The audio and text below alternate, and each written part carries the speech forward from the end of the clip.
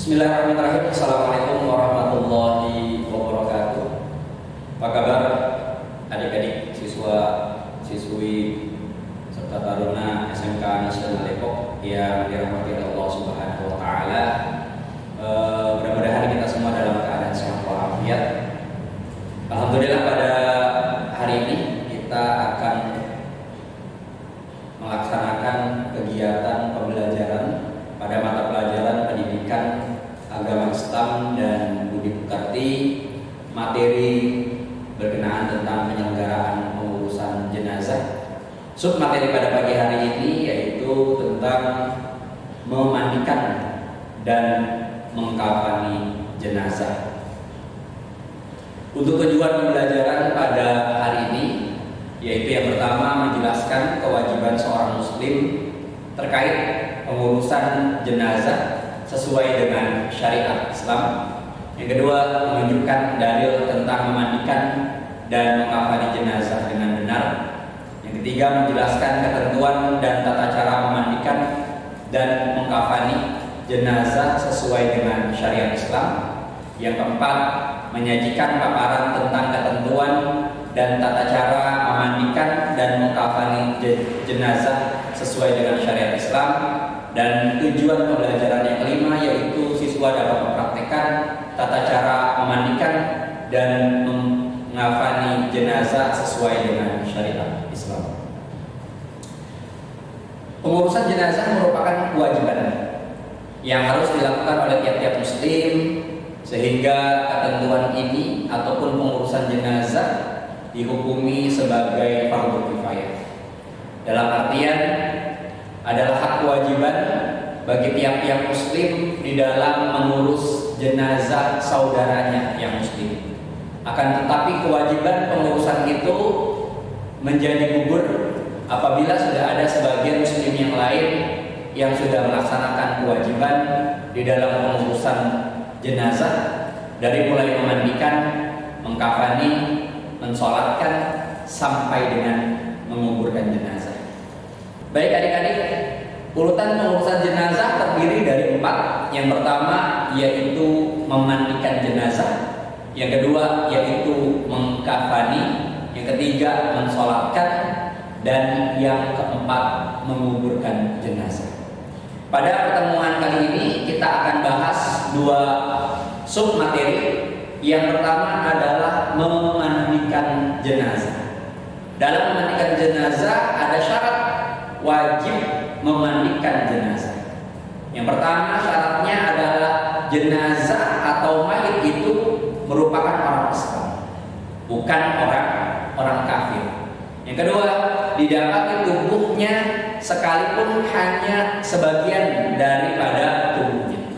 Apakah setengah dari tubuhnya atau sepertiga dari tubuhnya, tetap memenuhi ketentuan untuk pengurusan jenazah, dari mulai dimandikan ataupun dibersihkan, kemudian dikafani, disolatkan sampai dikuburkan.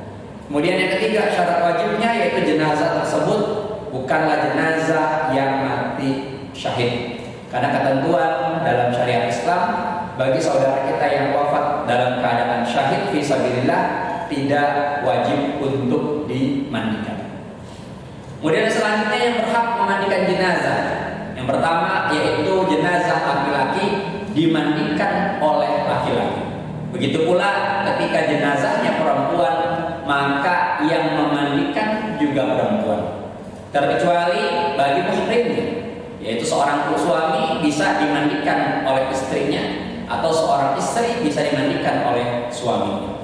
Kemudian yang kedua, yang lebih utama adalah keluarga dekat, anaknya, keturunannya, ya, saudara-saudaranya, pamannya, bibitnya yang memiliki kewajiban di dalam memandikan jenazah tersebut.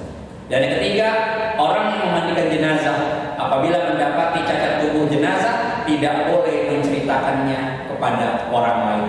Jadi yang bisa amanah, ketika ada seseorang yang diberi amanah di dalam memandikan jenazah, maka sebisa mungkin untuk menutupi daripada aib dari si mayit. Yang keempat, apabila tidak mendapatkan orang yang sejenis, ya, sejenis, baik itu tidak ada muhrimnya, tidak ada istrinya, tidak ada suaminya, tidak ada keluarganya, maka bisa ya diwakilkan kepada muslim pada saat itu atau bisa ditayamumkan. Syarat orang yang boleh memandikan jenazah, yang pertama adalah beragama Islam. Yang kedua balik ya, beragama Islam, sudah balik dan juga berakal. Yang kedua memiliki niat untuk memandikan jenazah. Kemudian syarat yang ketiga paham tentang tata cara ataupun hukum memandikan jenazah beserta tata cara dalam memandikan jenazah. Yang keempat amanah dan bisa menutupi aib dari jenazah tersebut.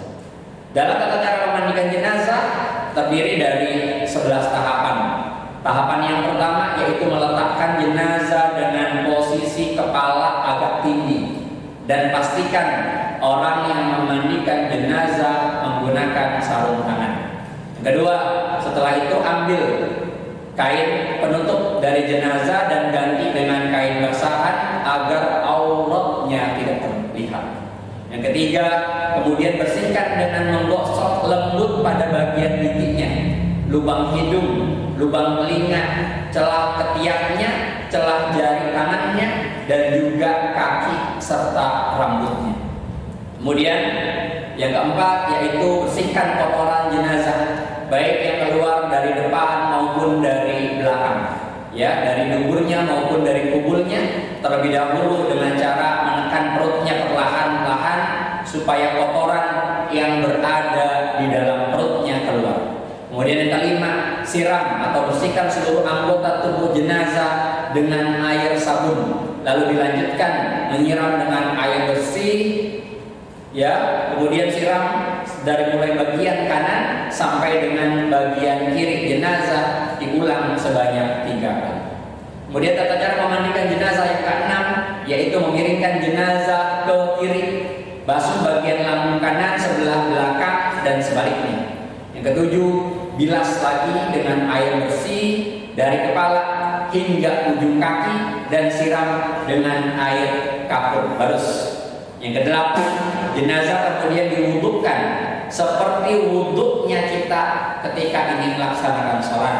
Yang sembilan, bagi jenazah wanita sanggul rambutnya harus dilepas dan dibiarkan terurai ke belakang setelah disiram dan dibersihkan, lalu dikeringkan dengan handuk dan terakhir bisa dikepang dari rambut tersebut. Yang ke-10, keringkan tubuh jenazah yang sudah dimandikan dengan handuk sehingga tidak membasahi kain kafannya saat dikenakan.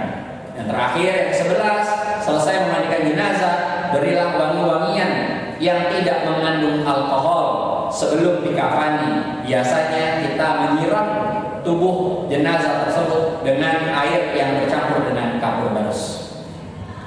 Tahapan yang kedua, setelah tadi kita memandikan jenazah, yaitu mengkafani jenazah. Tata cara mengkafani jenazah ada sedikit perbedaan ketika jenazahnya laki-laki dan ketika jenazahnya perempuan. Bedanya di mana? Salah satu bedanya adalah jumlah kain kafannya. Ketika jenazahnya laki-laki, maka kain kafannya berjumlah 3 lapis kain kafan, dan jika jenazahnya perempuan maka terdiri dari 5 lapis kain kafan. Hal-hal yang disunahkan dalam mengkafani jenazah ada 5. Yang pertama, kain kafan yang digunakan hendaknya kain kafan yang bagus, bersih dan menutupi seluruh tubuh mayat. Yang kedua, kain kafan hendaknya berwarna putih. Yang ketiga, jumlah kain kafan mayat laki-laki sebanyak 3 lapis, sedangkan perempuan 5 lapis. Yang keempat, sebelum kain kafan digunakan untuk membungkus atau mengkafani jenazah, kain kafan hendaknya diberi wangi-wangian terlebih dahulu, seperti tadi yang saya sebutkan, yaitu menggunakan kapur barus. Yang terakhir, yang kelima, tidak berlebih-lebihan di dalam mengkafani jenazah. Selanjutnya, yaitu ada perbedaan di dalam mengkafani jenazah laki-laki dan jenazah perempuan.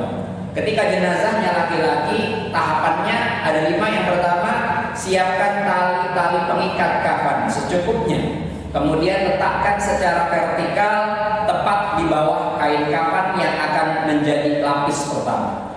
Bentangkan kain kafan lapis pertama yang sudah dipotong sesuai dengan ukuran ataupun besarnya jenazah.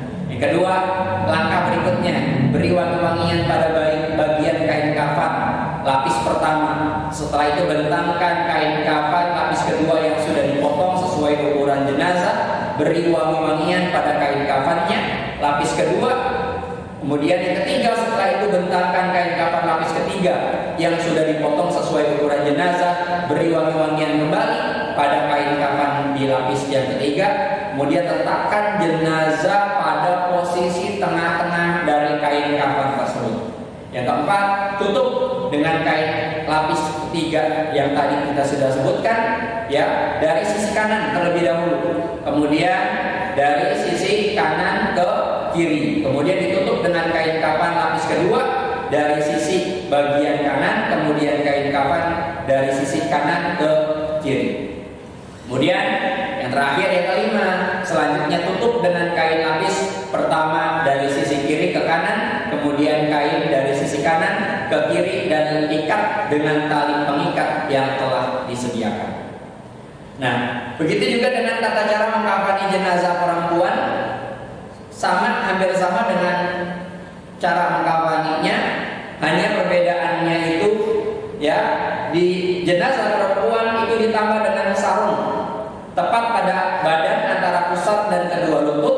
Setelah itu ditambah dengan baju gamis dan kerudung di tempatnya. Demikian penjelasan Bapak berkenaan dengan materi penyelenggaraan pengurusan jenazah, sub materi tentang memandikan dan mengkafani jenazah. Mudah-mudahan banyak kebaikan-kebaikan yang dapat kita pelajari dan bisa kita implementasikan di dalam pengurusan jenazah saudara-saudara kita ataupun keluarga kita yang muslim. Itu yang dapat Bapak sampaikan. Terima kasih atas segala perhatiannya. Bapak akhiri, wallahu muwaffiq ila aqwamit thoriq. Wassalamualaikum warahmatullahi wabarakatuh.